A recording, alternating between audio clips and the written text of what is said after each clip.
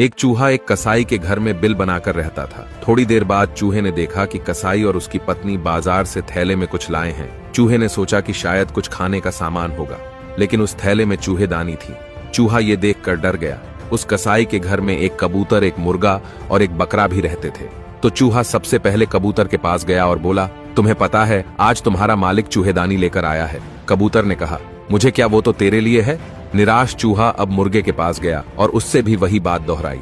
मुर्गा भी उसकी बात सुनकर हंसने लगा और कहा, वो तो तेरी समस्या है, मुझे उससे क्या। अब हताश चूहा बकरे के पास गया, लेकिन बकरा भी उसकी बात पर जोर जोर से हंसने लगा और कहा, तू मुझे ये बात क्यों बता रहा है, चूहेदानी तो तेरे लिए है। अब चूहा निराश होकर कसाई के घर से भाग गया। तभी घर में रखी चूहेदानी में सांप की पूंछ फंस गई। कसाई की पत्नी अंधेरे में उसे चूहा समझकर निकालने लगी तो सांप ने उसे डस लिया। अब उसकी तबीयत बिगड़ने पर उस कसाई ने हकीम को बुलाया। हकीम ने उसे कबूतर का सूप पिलाने की सलाह दी तो कसाई ने कबूतर का सूप बनाकर पत्नी को पिला दिया। पत्नी की बीमारी की खबर सुनकर कई रिश्तेदार भी मिलने उसके घर पहुंचे।